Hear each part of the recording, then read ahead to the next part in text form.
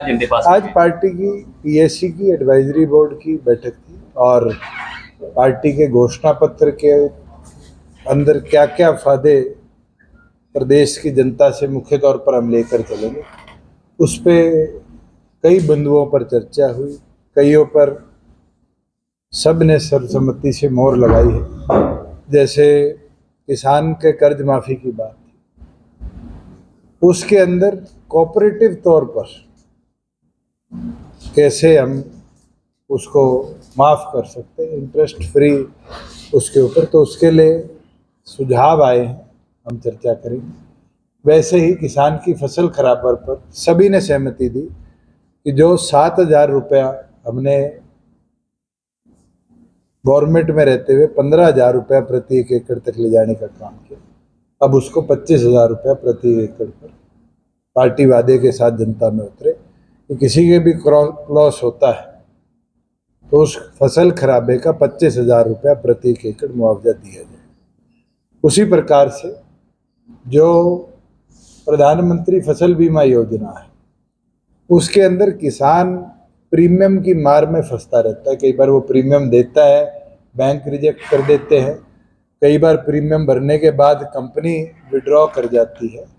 उसके लिए योजना बनाई जाए, जननायक फसल सुरक्षा बीमा योजना, और उसके अंदर हरियाणा प्रदेश के प्रत्येक किसान का प्रीमियम सरकार वहन करे और उसकी क्रॉप सिक्योरिटी उसको मिले। इसी तरह महिलाओं के लिए कई विषयों पर चर्चा हुई, कई विषयों पर सहमति बनी। जैसे हमने राशन डिपो के अंदर 33% महिलाओं को आरक्षण दिया है, उसी प्रकार से महिलाओं के साथ साथ महिलाओं को कोऑपरेटिव सेक्टर जैसे वीटा के बूथ हो, हरित स्टोर हो, जितने भी हमारे कोऑपरेटिव डिपार्टमेंट्स के विंग्स हैं, उनके अंदर 33% हिस्सेदारी सुनिश्चित करी जाए। और साथ में एजुकेशन के अंदर टीचिंग जो सेक्टर है, उसमें कैसे महिलाओं की प्रेजेंस बढ़े, उसके लिए सरकारी स्कूलों में, सरकारी कॉलेजों में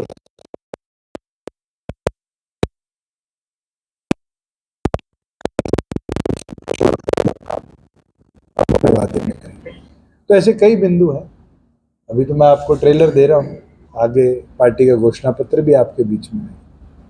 चुनाव सिर पर है, जेजेपी की क्या कुछ तैयारियां चल रही हैं? 17 जिलों के जिला अध्यक्षों, हल्का अध्यक्षों और उनके साथ मुख्य कार्यकर्ताओं की बैठक हुई है। पीएससी के अंदर वो 17 जिलों के नाम आज हमने एक एक कर शेयर कर दिए। अधिकांश जिले ऐसे हैं जिनके अंदर आज़ाद समाज पार्टी हमारे साथ सीट शेयरिंग में है। कल कौन सी सीट उनको देनी है, उस पर उनसे भी विस्तार में चर्चा है, और विस्तार में चर्चा करके जहां हमारे कैंडिडेट फाइनल हो चुके हैं वो हम साथ के साथ घोषित करने का काम करेंगे जॉइंटली। बचे, क्योंकि 5 जिले हमारे बचे हैं जिनके मुख्य साथियों से भी चर्चा होनी है, तो कल उसका भी समय रखा हुआ है। जैसे ही चर्चा हो जाती है, 22 जिलों की एक लिस्ट दोनों पार्टियों की संयुक्त तौर पर हम रिलीज करने का कल शाम तक काम करेंगे। बीजेपी का आरोप है कि जेजेपी के लगभग सभी विधायक पार्टी छोड़ गए हैं, जेजेपी अब खत्म हो गई है। आरोप क्या है? बीजेपी तो आज दिखती है किस हालात में है। बीजेपी 400 पार की बात करती थी, 250 पे आ गई, और 250 पे आने के बाद आज हमारे लोगों को उधार में लेके जा रही है। नहीं ले रही हो तो बता। पिछले 2 दिनों में 6 लोग हमारे संगठन के उनने लिए हैं जिनको आश्वस्त किया कि तुम्हें चुनाव लड़ाएंगे।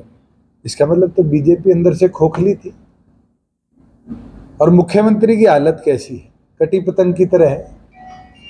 तीज वाले दिन जब पतंग कट जाती है तो उसको ये नहीं पता वो कहाँ जाके गिरेगी।